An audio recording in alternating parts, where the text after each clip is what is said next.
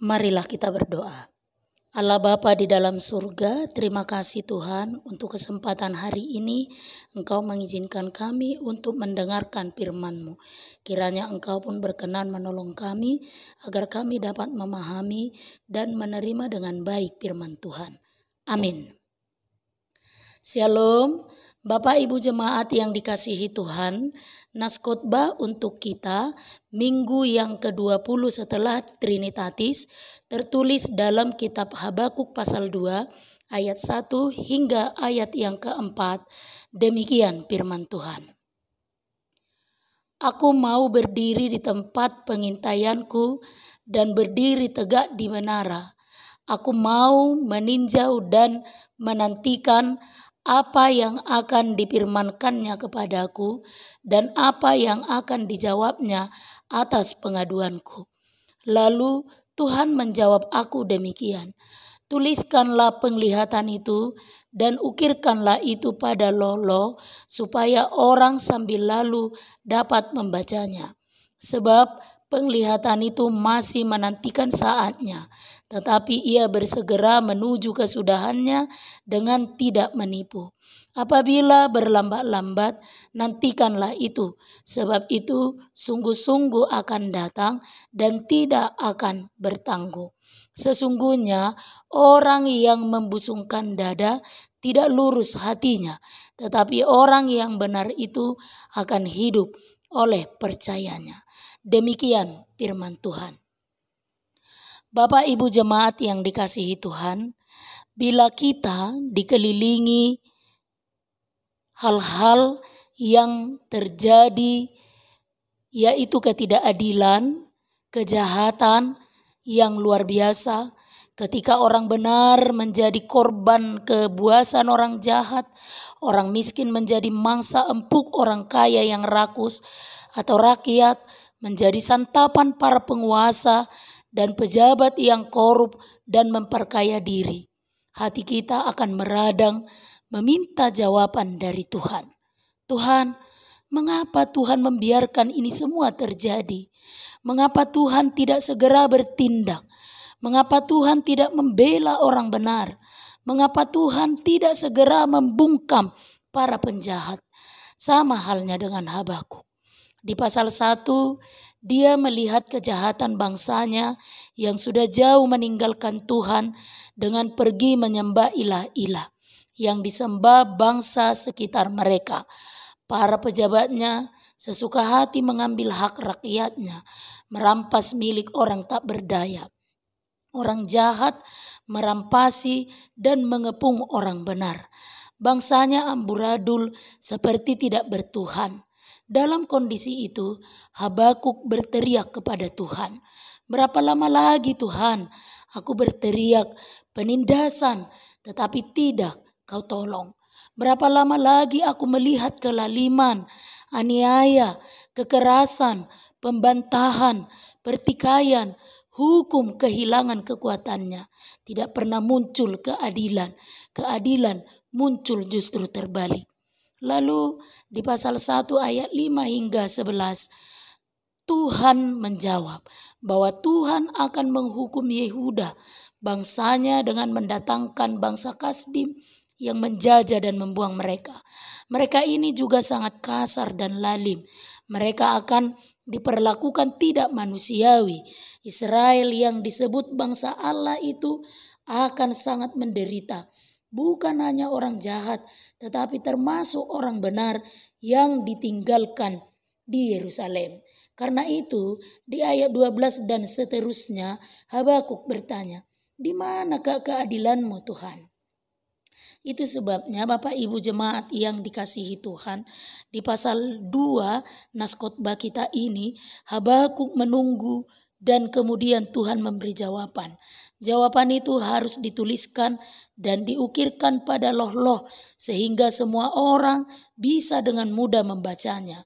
Bagi kita sekarang, itu berarti bahwa jawaban Tuhan ini sangat jelas, benar, dan layak dipercaya dan diimani. Jawaban itu adalah yang pertama, kita baca di ayat 3. Tuhan menjawab bahwa Tuhan akan bertindak. tetapi Tuhan masih menanti saat yang tepat. Tetapi pasti, bila Tuhan mengulur waktu, bukan karena lengah atau ikar janji, Tuhan pasti melakukannya.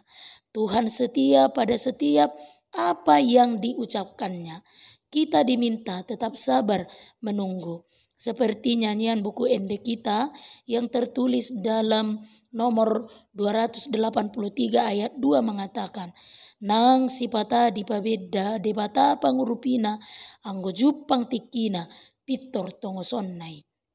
Tuhan pasti bertindak. Kita diminta agar sabar menunggu. Tunggulah waktu Tuhan. Jangan takabur karena Tuhan lebih tahu waktu yang tepat melakukan kehendaknya yang terbaik. Sering kita tidak sabar, lalu mendahului waktu Tuhan. Akibatnya keadaan bukan semakin baik, tetapi justru semakin runyam. Ketika Israel tiba di tepi Laut Merah atau Laut Teberau yang menghambat perjalanan karena tidak mungkin dilalui, sementara di belakang mereka pasukan Firaun sudah datang untuk memusnahkan mereka. Israel berteriak keras agar Musa mengambil tindakan cepat. Tetapi justru Musa berkata, Tuhan akan berperang untuk kamu dan kamu akan diam saja. Mereka diminta diam saja, menunggu waktu Tuhan untuk bertindak. Demikian dengan Yusuf dan Daniel. Menunggu waktu Tuhanlah yang terbaik, dalam arti tetap berserah kepadanya. Namun ketika waktu Tuhan itu sudah datang, jangan pernah berleha. Gunakanlah kesempatan itu. Terutama tentang kedatangan keselamatan kita pada hari kedatangan Tuhan Yesus kedua kali. Dengan sengaja Allah tidak memberitahu kepada siapapun tentang hari, tanggal, atau saat waktu itu tiba. Mengapa? Hanya satu yang diminta dari kita. Waspadalah dan siap siagalah setiap saat. Bapak Ibu jemaat yang dikasihi Tuhan, mungkin hari ini atau saat ini saudara sedang menunggu jawaban Tuhan atas doa permohonan saudara. Mungkin untuk kesehatan, pekerjaan, jodoh, anak, pertobatan suami, anak, dan lain sebagainya. Jika jarang kita gelisah, tidak jarang kita juga gelisah menunggunya. Bahkan tidak jarang menjadi ragu. Jangan-jangan Allah tidak mendengarkan doaku. Firman Tuhan ini meyakinkan kita bahwa doa kita pasti Tuhan dengarkan dan pasti dijawabnya. Dan jawaban itu pasti yang terbaik. Selanjutnya Bapak Ibu jemaat yang dikasihi Tuhan, Tuhan juga memberikan jawaban di ayat yang keempat yang memastikan bahwa setiap yang sombong, yang membusungkan dada, mereka adalah orang yang tidak lurus hatinya, orang yang berkhianat dan hanyalah berlaga, tetapi kelak mereka tidak akan selamat. Tuhan akan menghakimi mereka dengan keadilan Tuhan. Bila kita melanjutkan membaca di pasal 2 ayat 6 dan seterusnya, Tuhan memberi jawaban bahwa apa yang orang jahat lakukan kepada korban-korban mereka pada akhirnya itu akan terjadi kepada mereka. Tetapi jawaban Tuhan yang paling menggembirakan kita adalah jaminan yang lebih hebat dan sangat kita butuhkan, yaitu yang tertulis di ayat 4 bagian A. Tetapi orang yang benar akan hidup oleh iman percayanya. Pada akhirnya hidup dalam kebenaran itu tidak sia-sia, tetapi akan menuai hasil yang luar biasa. Keadaan akan berbalik. Bila sebelumnya orang jahat yang bersemarak dan orang benar menjadi korban penindasan mereka, tetapi ketika Tuhan datang untuk bertindak, orang jahat akan menjadi orang celaka yang tak bernilai apa-apa, sementara orang benar akan hidup, dan bukan sekedar hidup, tetapi di Matius 13 ayat 43 dikatakan, pada waktu itulah orang-orang benar akan bercahaya seperti matahari dalam kerajaan Bapa mereka. Banyak juga dalam nas Alkitab yang meyakinkan kita tentang hasil akhir hidup orang yang benar. Nanti bisa kita baca di 2 Petrus 2 ayat 5. Sama seperti Tuhan menyelamatkan Lot karena dia selalu hidup benar di tengah masyarakat Sodom Gomora yang sangat jahat. Dan Sodom Gomora pun dilululantakkan. Allah juga menyelamatkan keluarga Nuh yang hidup benar di tengah manusia yang sangat berdosa. Tetapi Tuhan memusnahkan semua manusia yang jahat. 2 Petrus 2 ayat 9 berkata, maka nyata bahwa Tuhan tahu menyelamatkan orang-orang saleh dari pencobaan dan tahu menyimpan orang-orang jahat untuk disiksa pada hari penghakiman. Saudaraku yang terkasih, yang masih tetap setia menjadi orang-orang benar. Seringkali kita bingung mengambil keputusan di tengah dunia dan masyarakat kita sekarang. Karena nampaknya semakin banyak orang yang bergelimang dosa dalam kejahatan. Tetapi hidup mereka berkelimang harta, kemewahan, dan pesta pora. Mereka menjadi berkuasa. Nampaknya mereka lah yang paling diberkati Tuhan karena mereka sering muncul dengan wajah yang paling dermawan. Terutama bila mendekati pemilihan, muncullah dermawan dadakan. Sementara orang benar nampaknya menjadi korban mereka. Sering dihina, hidupnya pas-pasan, bahkan tidak jarang menjadi menderita. Itu membuat ada orang yang berpikir salah, mengatakan bahwa Tuhan tidak ada, Tuhan tidak mampu membela orang benar, tetapi berpihak pada orang jahat. Ditambah lagi dengan pemahaman yang salah bahwa berkat itu selalu ditandai dengan harta yang banyak, kesuksesan, kekuasaan. Itu membuat tidak sedikit orang beralih dari orang benar menjadi orang jahat, atau berada di antara keduanya. Seperti bunglon, bila di antara orang benar, dia seperti orang benar. Tetapi bila di antara orang jahat, dia juga menjadi orang jahat.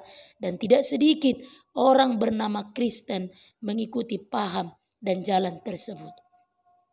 Bapak Ibu jemaat yang dikasihi Tuhan, firman Tuhan hari ini meyakinkan kita bahwa Tuhan pasti akan menggaruk, menghukum orang jahat dan membuat mereka tidak memiliki nilai apa-apa, lebih rendah dari sampah bahkan.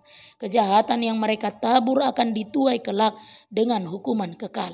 Kita diyakinkan bahwa Tuhan hanya akan membela dan memberkati orang benar dan berkat-berkat rohani dan jasmani. Hanya kita dituntut agar mau hidup seperti Lot dan keluarga Nuh yang tetap setia menjadi orang yang benar walau berada di tengah kejahatan, bahkan yang terjahat sekalipun. Yakinlah dengan itu. Karena itu tetaplah setia, hidup dalam kebenaran walau sekelilingmu penuh dengan kejahatan. Kita akan hidup oleh iman percaya kita tersebut. Tetaplah menjadi orang benar. Amin. Kita berdoa. Tuhan, terima kasih untuk firman-Mu hari ini yang mengingatkan dan menolong kami agar kami tetap hidup percaya kepada Tuhan dan beriman teguh hanya pada Tuhan saja, sekalipun kami dikelilingi oleh orang-orang yang jahat dan dipengaruhi orang-orang yang selalu berbuat tidak baik. Terpujilah nama Tuhan, kuatkan kami selalu di dalam pertolongan Roh-Mu. Amin.